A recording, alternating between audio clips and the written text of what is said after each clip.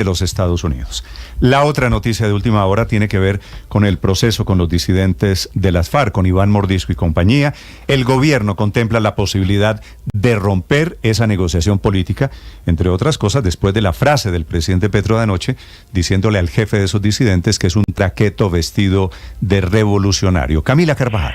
Sí, señor Néstor, hemos conversado con quienes integran hoy la delegación del gobierno colombiano en la mesa de diálogo precisamente con esas disidencias, las de Iván Mordisco. Nos dicen que efectivamente todos los caminos apuntan a ir hacia allá, a que se levante la mesa, porque ni siquiera esta delegación, que todavía está oficialmente en diálogo con las disidencias de Iván Mordisco, sabe cuál es el camino a seguir con lo que está pasando y las últimas decisiones del presidente Gustavo Petro. Recuerde que el presidente Gustavo Petro fue el primero en firmar el decreto con el que se acabó el cese al fuego con esta disidencia en 3 departamentos del país, en Nariño, en Valle del Cauca y en el departamento del Cauca, este último el más atacado por los disidentes. Pero la incertidumbre llegó mucho más a la mesa después de la declaración de ayer en estos términos del presidente Petro contra Iván Mordisco. La FARC hizo la paz y el chofer se quedó con los negocios. Y entonces ahora está matando dirigentes campesinos, ahora está asesinando al pueblo. Y habla de revolución. ¿Qué revolución y qué carajos? Diga la verdad.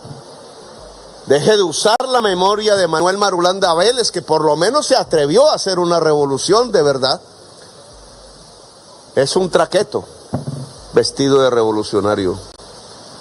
Así las cosas, Néstor, en este diálogo, en esta mesa de conversaciones de paz que tiene el gobierno con el EMC, Estado Mayor Central, o las disidencias de Iván Mordisco, a esta hora todos los integrantes de la delegación del gobierno dicen que la última palabra la tiene el presidente, que es él mismo el que está tomando decisiones y que ni siquiera de las ya tomadas, como levantar el cese al fuego, hubo una consulta previa a esa mesa de diálogo precisamente. No solo incertidumbre para quienes están en la mesa, sino para quienes están en los territorios donde hace presencia Iván Mordisco, quien en las últimas horas a través de Twitter le respondió al presidente Petro, aseguró que en campaña, cuando lo apoyaron, no los consideraba unos traquetos vestidos de revolucionario. Por último, desde la Cámara de Representantes, uno de los representantes de Cambio Radical, Julio César Triana, le está pidiendo, Néstor, al gobierno que se acabe el cese al fuego, no en esos 3 departamentos, sino en todo el país.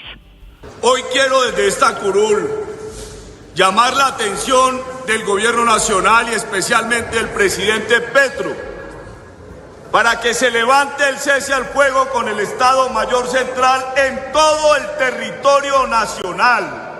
No solamente en 3 departamentos como ocurrió esta semana. Así las cosas, Néstor, pues todo apunta no solo a acabar el cese al fuego, sino que este sería el fin de esa mesa de diálogo apenas en los primeros acercamientos de paz con las disidencias de Iván Mordisco, que insiste en Twitter que antes apoyó al presidente y en campaña no los veía como unos traquetos revolucionarios. Camila, es decir, pero estamos hablando de rompimiento de ese proceso de paz con los disidentes de las FARC. Claro, Néstor, si se levanta la mesa, ese proceso quedaría atrás y habría que empezar de cero los acercamientos. Si llegan a ese punto de no retorno del que nos están hablando esta mañana los integrantes del equipo negociador del gobierno ante Iván Mordisco. Camila, gracias. 8:17. Felipe, esto lo que pasa es que los dos se están diciendo la verdad.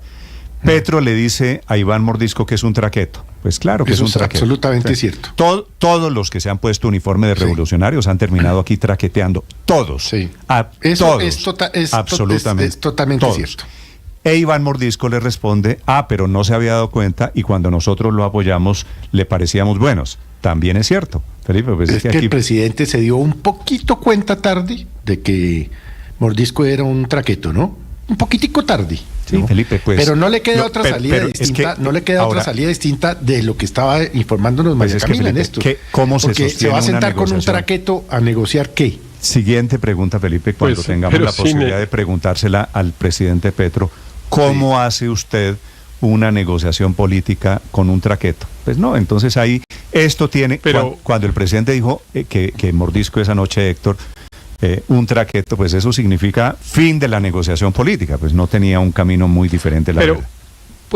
Pues sí, pero raro, porque es que, como usted lo acaba de decir, Néstor, en Colombia aquí hemos negociado con todos los que han tenido actividades de narcotráfico, porque todas las organizaciones criminales que ha habido en Colombia en los últimos 40 años han sido traquetas, todas, como usted lo acaba de señalar, y con varias de ellas, con muchas, hemos negociado, porque bueno, los paramilitares, ni qué decir, pues eran narcotraficantes profesionales, las FARC, pues bueno, ¿qué vamos a decir? Todos, y de ahí en adelante... Todos, no, y de ahí para atrás, el M-19 también, todos traquetos. De ahí para atrás y de ahí para adelante, todos. Entonces, el problema no es si son traquetos o no, porque en Colombia estamos condenados a negociar con traquetos o a imponer la autoridad a los traquetos. Como no somos capaces de imponer la autoridad a los traquetos, nos toca negociar con ellos, y lo hemos hecho varias veces en los últimos, qué sé yo, 40 años.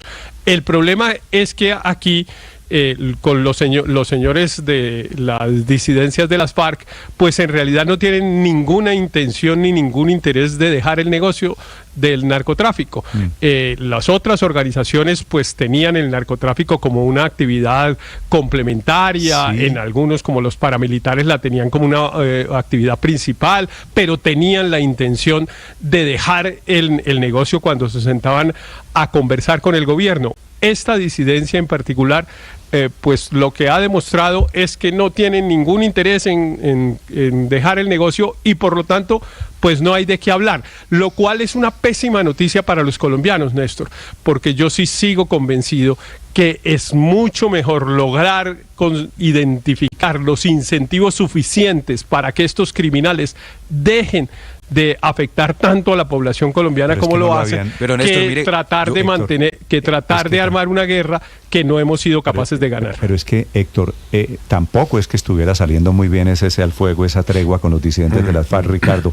Eso venía haciendo agua hace rato. Pero si a usted le dice, Néstor, se va a romper un proceso de paz que era exitoso, que había traído paz, pero lo que había traído este proceso con estos disidentes era más violencia, Néstor, más desafíos en diferentes regiones del país. Yo creo que vale la pena diferenciar dos escenarios. Uno, el del suroccidente del país, que es un escenario supremamente complejo, el cabecilla de las disidencias que reúne las más criminales, si me permite el término, y eso es mucho decir, que son la Jaime Martínez, la Dagoberto Ramos y una tercera disidencia que es la Urias Rondón, es alias el Mocho Andrés, que es el hombre que maneja todo el narcotráfico en esa zona del país. Y en esa zona estoy de acuerdo, Luis Ernesto, solamente Ricardo, 30 segundos para terminar de exponer la idea. En esa zona, evidentemente, el cese no existe, evidentemente es una zona en guerra, el Cauca es un motivo de gran preocupación, que hay unas zonas en donde se ha reducido la violencia por cuenta del cese. Y lamentablemente el Ministerio de Defensa tampoco ha tenido la capacidad de comunicar eso, porque están divididas las disidencias. Hay una parte guerrerista que quiere de nuevo ir al combate, que es la del Mocho Andrés, y otra que es encabezada por alias Calarcá y por alias Andrei, que quería realmente una negociación. Y ellos manejan, por ejemplo, el Meta, manejan el Catatumbo, manejan Arauca. No puede haber y si usted mira las cifras, no, por supuesto, pero lo que le quiero decir es que claro que el cese no se respetó en el suroccidente del país, pero si usted mira las cifras de violencia en el Catatumbo, en Arauca, incluso en el Meta, en los últimos meses sí han tenido una drástica disminución por cuenta de esa disminución y Néstor, de esa división que hay en esas. Yo sí creo que noticia de última hora, Néstor, el gobierno contempla la posibilidad de romper el proceso de paz con los disidentes de las FARC. Señor Luis Ernesto. Néstor, usted arrancó esta conversación con algo que para mí sí es importante aclarar, que ambos están diciendo la verdad, que el presidente está diciendo la verdad cuando afirma que este señor es un traqueto, y que el señor Mordisco está diciendo la verdad cuando afirma que apoyaron al presidente. ¿Qué prueba tenemos de eso? La palabra de este delincuente es que, Néstor, no se le puede creer a un bandido como Iván Mordisco, como no se le puede, permítame, Felipe. No se le puede creer a un bandido como Iván Mordisco, así como no se le puede creer a un bandido como Mancuso, por favor. ¿Qué esperábamos, Felipe? Permíteme. Cuando Mancuso dijo que apoyaron la campaña de Uribe, todo el mundo no le creyeron. ¿Qué esperábamos, Néstor, que dijera un traqueto como Mordisco cuando el ejército arrecia? Se lo pongo al revés. Cuando Mancuso lo dijo, Felipe, cuando Mancuso dijo que apoyaron la elección de Uribe, todo el mundo dio por hecho de que Mancuso, el prohombre, decía la verdad, ¿cierto? Y ahora que el señor Mordisco dice que apoyó la campaña. Y la semana pasada, Néstor, justamente estábamos hablando que todas las declaraciones de Mancuso son variables, cada día cambia de tesis dependiendo del beneficio que reciba, dependiendo del show político que quiera hacer, y llegamos a la conclusión que no se le puede creer a Mancuso, y ahora sí le vamos a creer a Iván Mordisco. Es que, Néstor, ¿qué esperemos que haga un traqueto como Mordisco cuando el ejército arrecia? ¿Qué esperemos que haga un delincuente? Pues lo que busca es deslegitimar al gobierno que lo está combatiendo, deslegitimar las instituciones, al ejército, a la justicia. Entonces, yo la verdad sí creo que en esto, si no lo pues estaba no podemos combatiendo. darle estatus pues ahora a un bandido de la talla de Mordisco que nos cuente qué es lo que están haciendo ellos electoralmente. Un ejército adormecido, Luis Ernesto, a decir verdad, y que lo está combatiendo a Mordisco hace 24 horas, pero no sé si usted recuerda el nombre de Jesús Antonio Montaño, que era un líder MISAC, Luis Ernesto, que fue asesinado por la disidencia de las FARC. Allí puede haber una pista alrededor de lo que está diciendo a modo de confesión el jefe de la disidencia en el suroccidente del país. ¿Se acuerda, Luis Ernesto, que ese líder indígena fue asesinado por esa misma disidencia por denunciar que estaban obligando en campaña a los indígenas a votar por un candidato? ¿Se acuerda qué candidato era? Gustavo Petro, Luis Ernesto. Sí. Pero mira, María Camila, entonces, que los delincuentes hagan delincuencia y que tengan control territorial, eso no es ninguna novedad para el país. Aquí la pregunta de fondo es, ¿le damos estatus de coequipero de campaña a semejante delincuente, a un traqueto al cual el Estado colombiano combate, que además tiene todo el interés en deslegitimar a ese Estado que combate? Solo le Entonces, si no le creemos a Mancuso, negó, ¿no? Y yo creo que es correcto no creerle a Mancuso, pues no le creamos al bandido de Mordisco tampoco. Bueno, lo dejo. Vale, Luis Ernesto, me parece perfectamente válido. No le quiere pero creer. Es que la justicia la que debe determinar si lo que dicen tanto Mancuso como Mordisco es cierto o no es cierto. Así de fácil. Sí, yo creo que no se puede dejar pasar por alto. Al final el testimonio de los delincuentes lamentablemente ha sido parte fundamental de procesos judiciales en la historia de Colombia. Entre otras cosas, la campaña, si usted recuerda, Aurelio, estuvo muy marcada por ese tema. Claro. De acuerdos con delincuentes para sacar adelante. Después hubo un proceso de paz total intentando legitimar a estos delincuentes. Así que digo, también vale la pena meter entre la lista de posibilidades de que lo que dice Iván Mordisco coincida con lo que ha pasado, con lo que se dijo en campaña y con los gestos después del gobierno. 8:26, señor Aurelio. En ese contrapunteo entre Mordisco y Petro no hay frase buena. Porque primero Petro dice que era un traqueto, cosa sabida, pues, o sea, desde hace rato, desde chiquitos, mejor dicho. Pero también me llama la atención algo que no se ha pasado de contrabando, es que para contraponerse al traqueteo de Mordisco nos engloba a tiro fijo. ¡Ay, no abuse de Marulanda! Sí. El elogio a tiro fijo. Lo peor de todo es el elogio a tiro fijo. No, pero ¿quién metió a las FARC en el narcotráfico? ¿Quién les enseñó a los niños chiquitos Mordisco y ellos? No fue Marulanda como jefe de las FARC. La verdad es que esto sí se vuelve casi que uno lee y esto, y de remate Mordisco le digo, pero no le parecemos tan traquetos cuando votamos por usted para las elecciones. Ahora, tampoco es la primera vez que las FARC hacen política con fusiles. También acuérdese cómo la FARC ha metido cuña para elegir gente en Colombia, Aurelio, como presidentes. Yo creo que usted tiene razón, Felipe. No hay frase buena en ese contrapunteo. Sí, de acuerdo. El presidente, por hacer una descalificación del traqueto de Iván Mordisco, Felipe, termina haciéndole el elogio por buen revolucionario al, ¿cómo se llama? Manuel Marulanda Vélez, tiro fijo.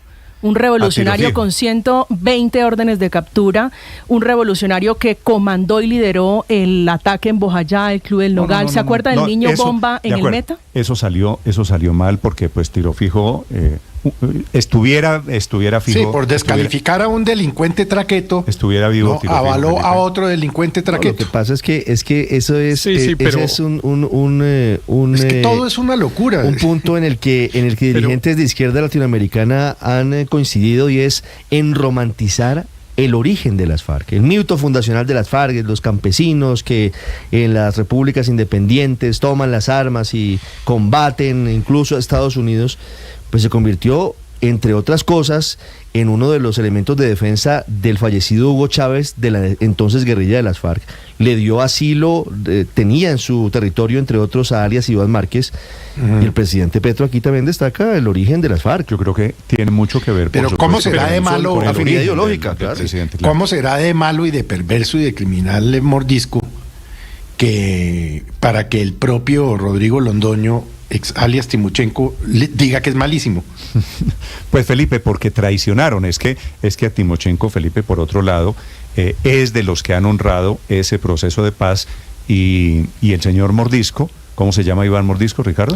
Néstor Gregorio Vera. El tocayo está en el otro lado, está en la traición. El tocayo malo, pero no son diferentes. 8:29 minutos. Pero yo estoy de acuerdo con Luis Ernesto que tenemos que tener cuidado de ponernos a darle credibilidad a este criminal, porque la semana entrante la noticia es Mancuso, ¿no?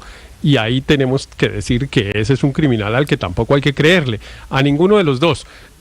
No tenemos que tener mucho cuidado porque tenemos a los dos vivos y listos en la primera línea de la noticia. Estoy de acuerdo con usted. No, y yo lo que quería era decir esto hay que tomarlo con un poquito de pinzas cada vez que un delincuente, claro, los delincuentes son delincuentes.